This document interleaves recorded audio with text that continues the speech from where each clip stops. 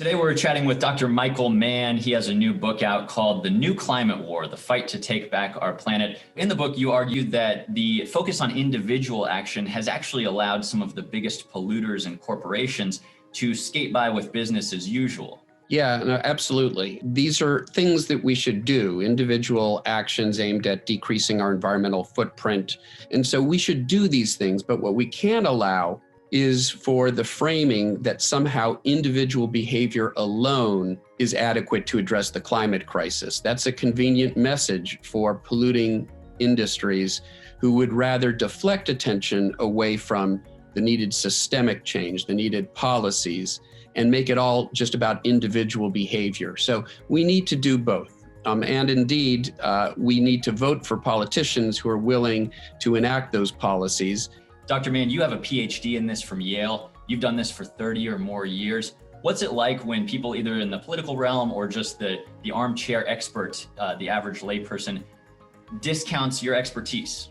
We're actually moving away from outright climate denialism because it just isn't credible. People can see the impacts of climate change playing out on their television screens in real time. And so instead, the same polluting interests, the forces of inaction, of climate inaction, what I call the inactivists, have turned to other tactics short of outright denial, but that try to divide us or get us pointing fingers at each other about our own carbon purity.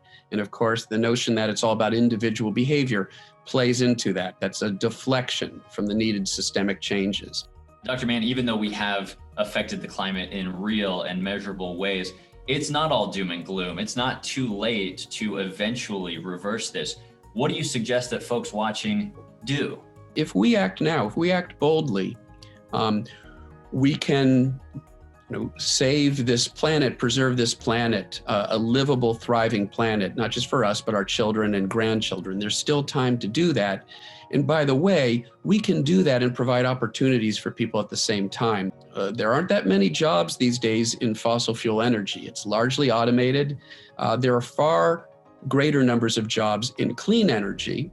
And so we need to invest in clean energy and move forward. At the same time, we don't want people to get left behind. One of the things I like about this Biden plan is that it establishes a civilian climate corps, basically new jobs for people who will actually work to restore the environmental degradation caused by fossil fuel extraction in many of these communities, and will provide funding and jobs programs to, again, fossil fuel communities that are going to be displaced during this transition. For example, restoring old brownfields and turning them into hubs of economic activity. So let's move on. Let's move into a clean energy economy, and let's take steps to make sure that other folks don't get left behind, that we help them out as we make this necessary transition. Dr. Michael Mann, thank you so much for your time today. Follow Dr. Mann at Michael E. Mann on Twitter and grab his book, The New Climate War, The Fight to Take Back Our Planet. Thank you so much. It was a real pleasure talking with you.